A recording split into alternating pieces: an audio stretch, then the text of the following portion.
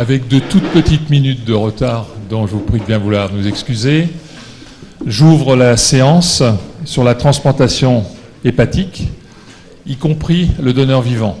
Je remercie tous les orateurs d'avoir bien voulu participer à cette séance, et non seulement les orateurs, mais aussi les commentateurs, qui vont certainement apporter tout le lustre à ce sujet, qui est un sujet difficile, discuté, délicat. J'aimerais saluer tout d'abord le recteur de l'Université de Varsovie, le professeur Marek Krawczyk. Voilà. Qui est membre de notre académie depuis de nombreuses années et qui est venu avec son dernier élève. Il vient régulièrement avec un élève, et là c'est le dernier. Enfin non, le dernier en date, mais il y en aura probablement d'autres après, qui est le professeur Wróblewski, qui est parfaitement francophone, puisqu'il fera sa présentation en langue française, je crois. Nous allons, comme d'habitude, commencer la séance en donnant la parole à notre secrétaire annuel, Philippe Lasserre, qui va nous relater la séance de mercredi dernier. Monsieur le Président, mes chers collègues, la séance du mercredi 8 octobre était une séance commune avec la Société de chirurgie vasculaire. Elle avait été organisée et était modérée par le professeur Nabil Chakfé de Strasbourg et avait pour thème les développements technologiques en chirurgie vasculaire. La première communication, présentée par Fabien Tavot, avait pour titre la chirurgie aortique robotisée.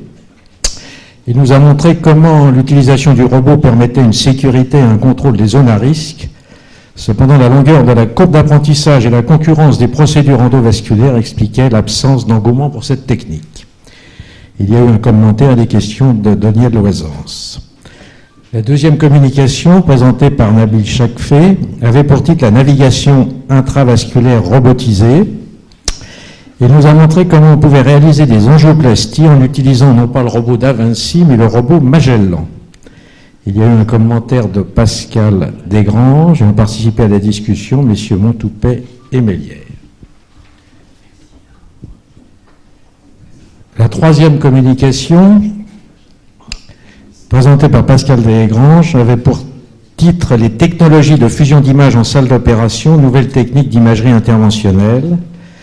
Il nous a montré que ces modalités d'image permettaient de mieux voir, de mieux traiter et de mieux contrôler. Il y a eu un commentaire de Didier Mélière.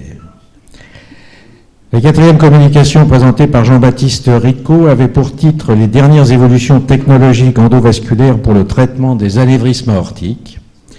Il nous a montré un film sur la mise en place des prothèses branchées et a noté que la pose des endoprothèses est effectuée dans 90 à 95% des cas par les chirurgiens vasculaires et non pas par les radiologues interventionnels.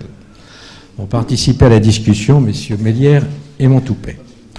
Enfin, la dernière communication présentée par Nabil Chakfé avait pour titre « Les chirurgiens impliqués dans une approche multiple des technologies futures » et il nous a détaillé les multiples activités de GEPROVA. GEPROVA, c'est le groupe européen de recherche sur les prothèses appliquées à la chirurgie vasculaire et qui a été créé en 1993.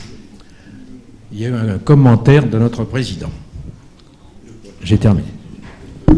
Merci Philippe. Est-ce qu'il y a des commentaires ou des questions?